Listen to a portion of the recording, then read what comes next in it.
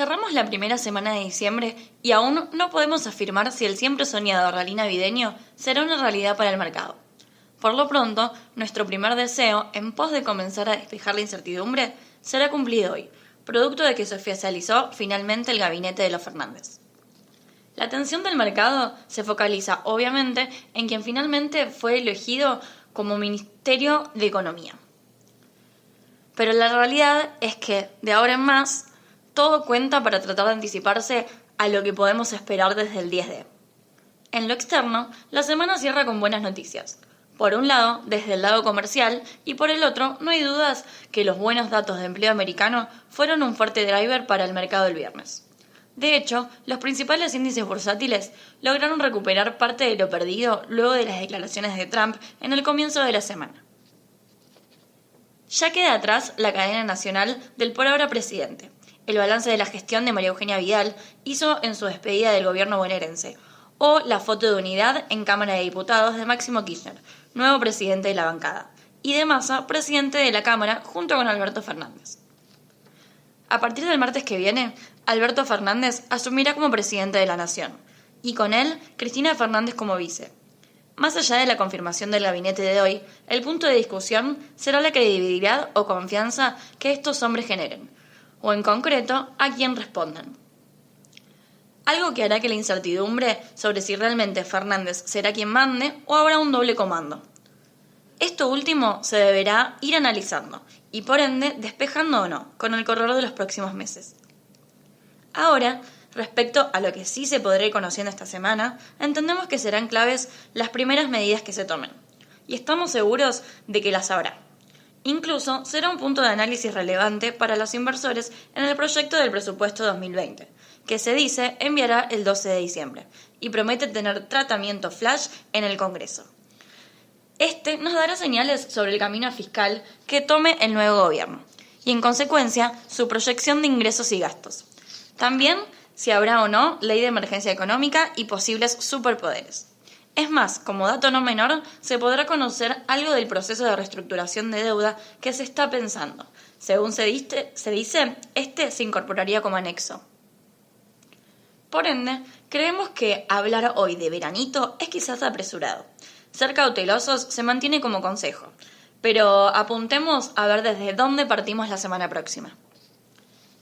En cuanto al dólar, el mayorista cierra prácticamente sin cambios, con un banco central que estuvo presente tanto del lado de la demanda como de la oferta, siempre para contener al billete debajo de los 60 y arriba de 59,5. No obstante, ahora ya todas las expectativas se trasladan a lo que hará la nueva administración que entrará en funciones desde el 10 de diciembre. Recordemos que esta semana Sandleris presentó su renuncia y se sabe que su reemplazo será Miguel Pese, un viejo conocido ya en el organismo.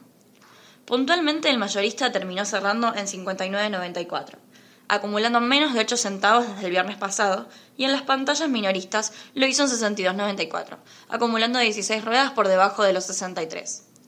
En tanto, el contado con liqui cerró en 79,01, alcanzando una brecha con el dólar oficial del 32%, mientras que el MEP finalizó en 75,4, logrando una brecha del 26%. Tanto el contado con liqui como el MEP alcanzaron niveles máximos desde fines de octubre y acumularon subas del 5,8% y 7,3% respectivamente. El dólar informal subió 1,75 para finalizar la jornada en niveles de 71. En cuanto a las tasas de interés, la semana cierra con la LELIQ manteniéndose en el piso congelado de 63%, ya marcando 18 ruedas consecutivas en ese nivel. En la semana, el central contrajo por esta vía poco más de 23.060 millones en términos netos. Ahora, en un escenario de mayor liquidez, la tasa de interés Badler volvió a moverse a niveles de fines de marzo de este año en la zona de 43,5 y ampliando la diferencia con la tasa del LELIQ hasta 19,5. Esta caída de los últimos días creemos que responde a las futuras políticas monetarias del gobierno entrante. Ahora bien, en cuanto a los bonos, la tendencia en la semana fue negativa. El rasgo distintivo creemos que apunta a la volatilidad alta con la que se operó. Hubo ruedas en donde los precios llegaron a moverse en un rango de más o menos 3%.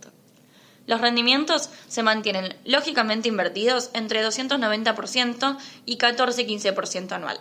mientras que las paridades se mueven entre 37 y 43% en promedio, conservando siempre la diferenciación a favor de la legislación extranjera.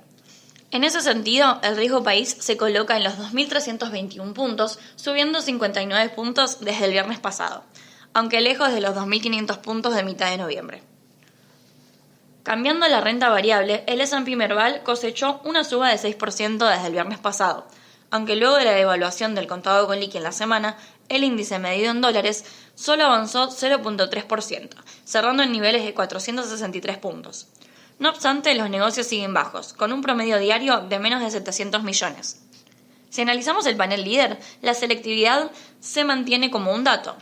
Las grandes subas se dieron en el sector financiero como Banco Macro, Banco Francés y Valo, que ganaron 17, 12 y 11% respectivamente, mientras que las principales bajas fueron lideradas por Alvar, Holcim y Ternium, que se vieron afectadas por la noticia de la posible vuelta de los aranceles americanos al aluminio y acero.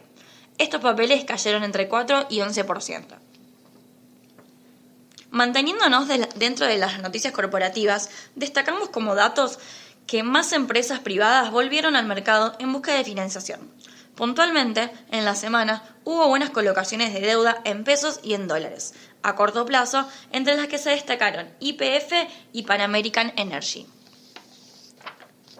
Pero la realidad es que no todas fueron buenas. Sin ir más lejos, Vicentina anunció que iniciará un proceso de reestructuración de su deuda estimada en $300 millones, sosteniendo que están atravesando un estrés financiero y que es un tema de liquidez, no de solvencia.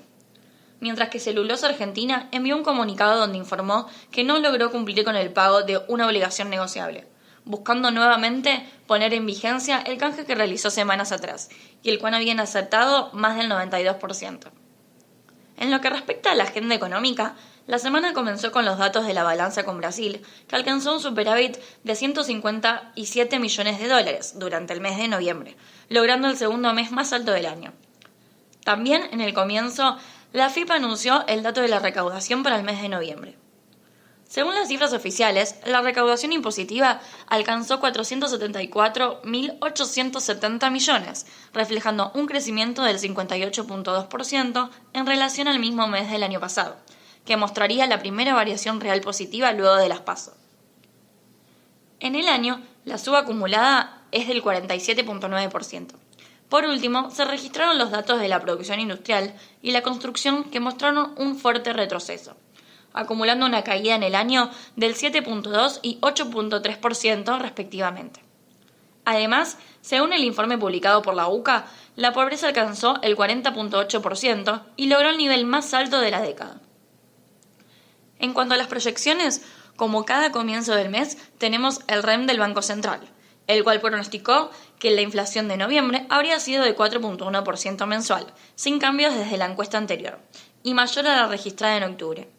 Sumado a la estimación para diciembre, la proyección de la inflación general para 2019 se ubicaría en 54.6% interanual, mientras que para los próximos 12 meses la estimación es del 45.6%.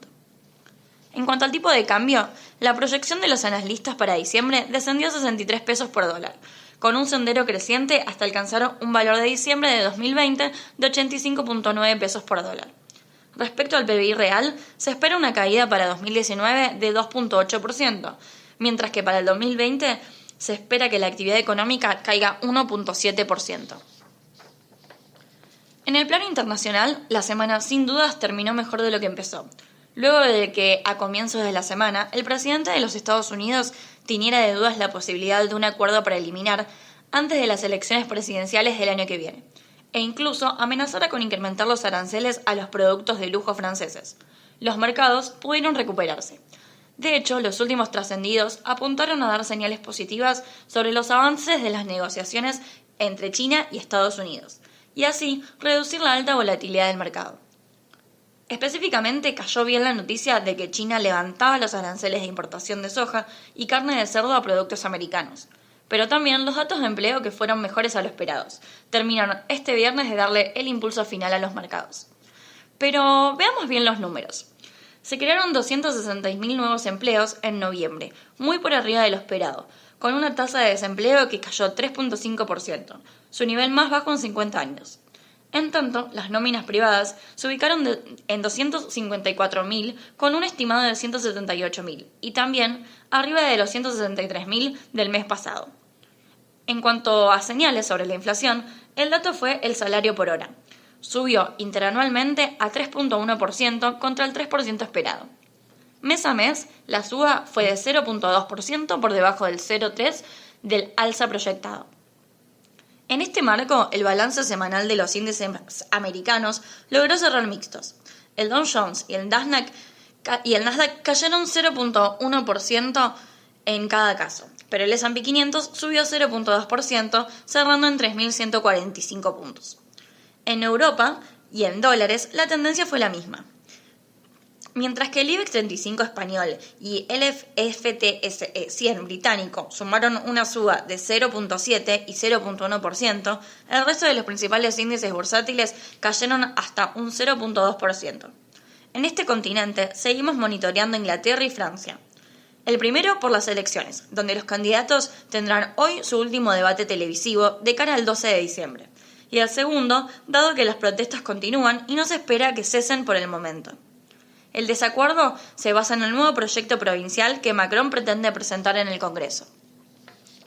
Por último, en Asia los mercados cerraron en positivo y lograron acumular una suba de entre 0.6 y 1.4%, tomado en dólares de viernes a viernes. Como dato, destacamos el petróleo, que cerró en $59.1, con un alza de poco más de $4 en la semana, y en donde se destacaron 2 puntos. Por un lado, la OPEP, que amplió el acuerdo existente buscando un recorte adicional de 500.000 barriles por día en el primer trimestre del próximo año, considerando el corte actual de 1.2 millones.